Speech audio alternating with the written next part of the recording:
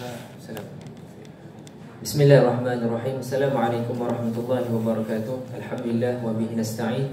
Salatu wassalamu ala Rasulillah wa ala alihi washabihi ajma'in. Allahumma 'allimna ma yanfa'una wa anfa'na bima 'allamtana. Yang dimuliakan pengurusi, timbalan pengurusi dan seluruh jawatan kuasa, muslimin muslimat, ahli surau Al-Hidayah, seluruh dan seterusnya muslimin muslimat yang dirahmati Allah sekalian. Hadirin hadirat sekalian, sebagaimana yang telah disebutkan sebentar tadi oleh pengurusi, bagaimana kita sekarang berada pada malam yang ke-14. Pasal macam sekejap saja dan tidak lama lagi kita akan memasuki separuh masa yang kedua. Separuh masa yang kedua. Sekarang ni belum terasa lagi. Nanti bila dah masuk separuh masa kedua, bila ada qunut dalam solat witir tu, kita pun terasa yang kita dah berada di bahagian yang kedua. Jadi tuan-tuan sekalian, malam ini saya nak membawa perhatian dan perbincangan kita bagaimana kita nak menggunakan masa yang ada ini untuk kita mengejar pengampunan Allah Subhanahu wa taala. Benda ni benda yang penting, benda yang besar yang kita kena beri perhatian sungguh-sungguh, ya. Bagaimana hadis Nabi yang selalu disebut oleh para pendakwah, oleh para ustazah penceramah, yang mana yang berbunyi, man shama Ramadan imanan wa ihtisaban ghufira lahu ma taqaddama min dhanbi. Diriwayatkan oleh kedua-dua Imam Al-Bukhari dan Imam Muslim, ya.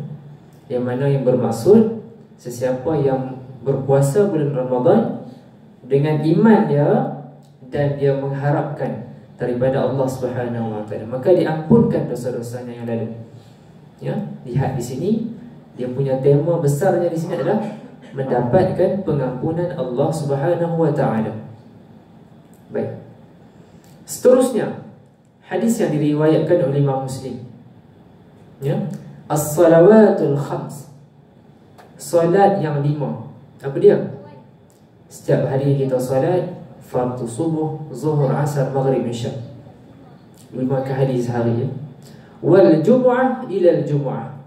Daripada solat Jumaat minggu lepas sampai solat Jumaat kali ini, minggu ini, dan berikutnya wa Ramadan ila Ramadan. Puasa tahun lepas hingga puasa tahun ini, dan puasa tahun ini hingga puasa tahun depan. Maka kesemua itu menjadi apa? Pengampunan dosa-dosa kita di antara kedua-dua itu, selama mana kita tidak melakukan dosa-dosa besar, selama mana kita menjauhi dosa-dosa besar. Sekali lagi, bawa perhatian kita bahawa mesej utama yang terkandung dalam hadis Nabi ini adalah apa dia? Pengampunan dosa daripada Allah Subhanahu wa taala. Antara solat fardu kepada solat fardu yang berikutnya. Dengan kita mendirikan solat-solat fardu ini, maka menjadi pengampunan dosa yang berlaku di antara dua solat fardu tersebut.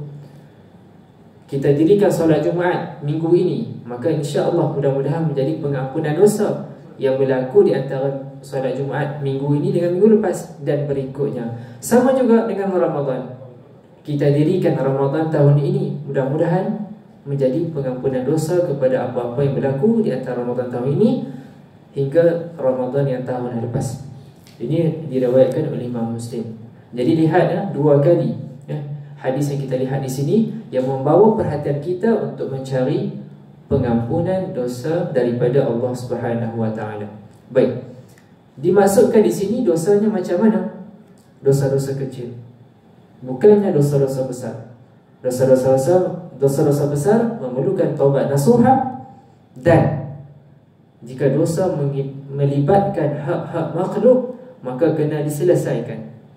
Banyak kali dalam majlis yang kita adakan di surau ini, kita sebutkan bahawa dosa-dosa yang melibatkan hak makhluk masih lagi perlu diselesaikan dengan makhluk. Kalau kita tercuri, terambil, pinjam tak pulang-pulang lagi dan seumpamanya, maka perlu diselesaikan, dipulangkan, dibayar, diberikan ganti rugi, pampasan dan seumpamanya.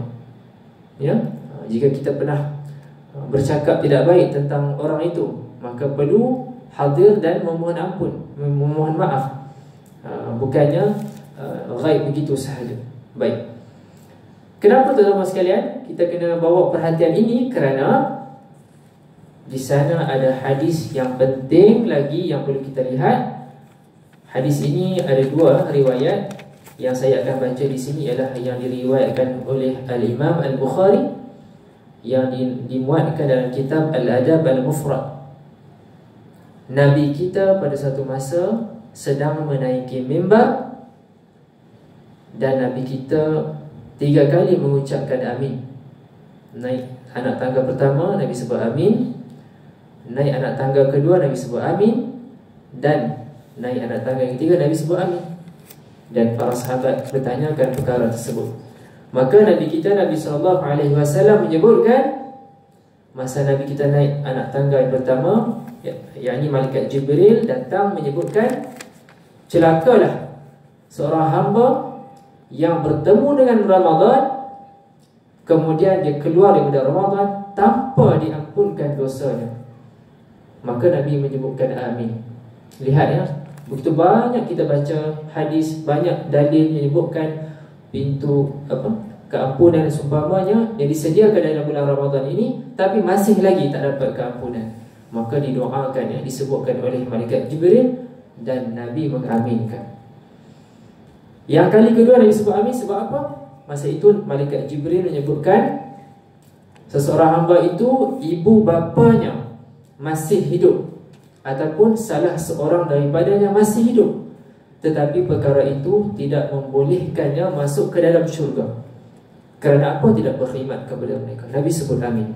Dan yang ketiga Nabi sebut amin, yakni seseorang itu apabila disebutkan nama Nabi kita, Nabi Muhammad SAW, tetapi tidak bersalawat kepada baginda Nabi, ya, maka Nabi sebutkan amin.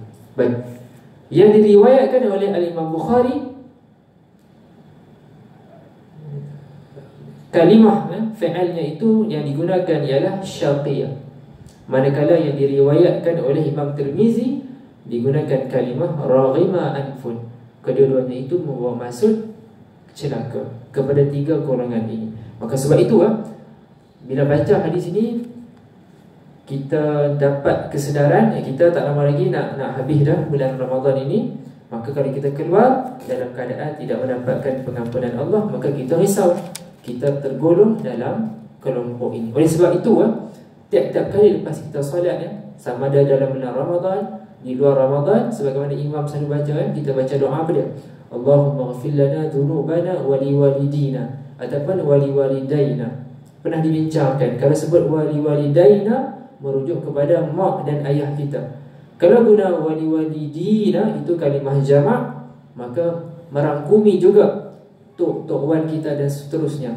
Kita mohon ampun kepada mereka. Kemudian kepada siapa? Wali jami'al muslimin wal muslimat wal mu'minin wal mu'minat al-ahya'i, yang hidup, wa minhum wal amwat, dan yang telah meninggal dunia. Kita minta mohon ampun kepada mereka. Baik. Nanti di sana seorang bapa atau seorang ibu itu dinaikkan darajatnya di akhirat nanti. Dia pun rasa pelik, macam mana ni? Maka disebutkan itulah hasil doa-doa yang dilafazkan, yang diminta oleh anak-anak tersebut untuk diberikan kepada mak ayah dia. Jadi insya-Allah kita main peranan, kita doakan kepada mak ayah kita, dan harapan kita juga generasi selepas ini akan mendoakan kepada kita juga. Baik. Dengan kesempatan yang ada sikit lagi ni untuk kita mengisi, minggu lepas pernah kita sebutkan bagaimana Al-Imam Al-Ghazali rahimahullah ta'ala dalam membincangkan asrar as-sawm, rahsia-rahsia yang ada dalam puasa ini. Al-Imam Al-Ghazali telah menyenaraikan ataupun membahagikan kepada 3 jenis ataupun 3 peringkat puasa. Baik. Yang pertama, yang paling bawah, dirujuk kepada puasa al-umum, saumul umum, puasa orang-orang awam, iaitu bagaimana mereka menjaga daripada tidak makan dan minum dan melakukan hubungan kelamin, yakni dalam erti kata menunaikan ataupun memenuhi syahwat mereka. Itu sahaja, tak makan, tak minum, dan tidak melakukan perkara-perkara yang melibatkan hubungan suami isteri. Baik, itu puasa yang paling bawah.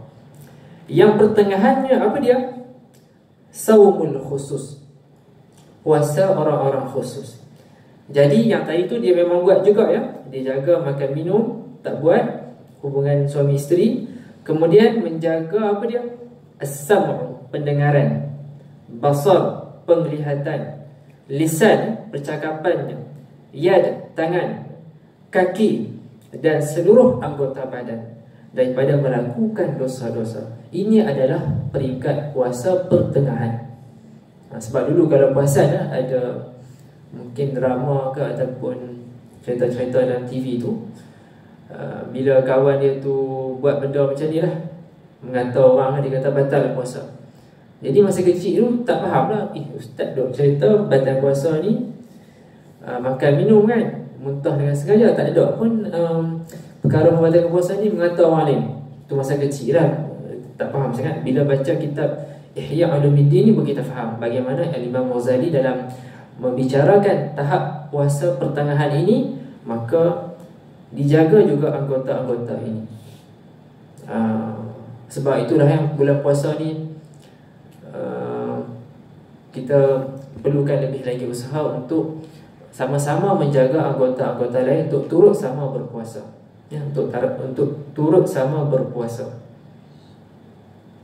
Kita risaulah puasa kita pun tak tahu macam mana kan, dia punya markah tu macam mana. Tapi kalau kita puasa pun duk sibuk buat benda-benda yang tak sepatutnya, risau macam mana dia dengan puasa kita. Baik. Dan yang paling tinggi sekali apa dia? Puasa al-khusus ya. Yang lagi tinggi, yang paling atas ya. Yang ini puasa yang melibatkan hati, fikirannya terhadap Allah Subhanahu wa taala, tidak disibukkan dengan perkara-perkara selain daripada Allah Subhanahu wa taala. Baik. Akhir sekali di sini ya, untuk kita berikan perhatian ya. Kita bincangkan perkara ini dengan tujuan apa? Supaya kita ada panduan untuk sentiasa berusaha meningkatkan kualiti kita. Pernah dengar kan ungkapan yang menyebutkan hasanatul abrar sayyiatul muqarrabin. Nak menunjukkan bagaimana tahap ibadah itu kualitinya berbeza-beza. Mudah-mudahan dengan tujuan kita berusaha nak membaiki solat kita pada 10 tahun yang lepas, insya-Allah sekarang ni lebih baiklah berbanding dengan solat yang dilakukan pada tahun 10 tahun yang lepas. Baik, di sini Imam Al-Ghazali menyatakan puasa khusus ini adalah puasa orang-orang soleh. Maka ada 6 perkara yang kita kena bagi perhatian agar tercapai yang dikatakan puasa khusus ini, puasa orang-orang soleh. Yang pertama apa dia? Memandang ghadul basar ya, menundukkan pandangan. Hari ini menundukkan pandangan tidak memerlukan kita untuk lihat secara fizikal di luar sana. Dalam telefon pun benda ini menjadi suatu cabaran. Sebab itulah ya, kalau kita begitu teliti, sebelum kita share apa-apa benda sekalipun, periksa betul-betul adakah melibatkan aurat tu terdedah. Jadi kena berhati-hatilah, kena sungguh-sungguh berhati-hati. Takut-takut kita menyebarkan benda-benda yang melibatkan aurat terdedah. Mungkin ada potongan drama yang pendek ya, ada mesej yang baik, tetapi ada bahagian yang mendedahkan aurat.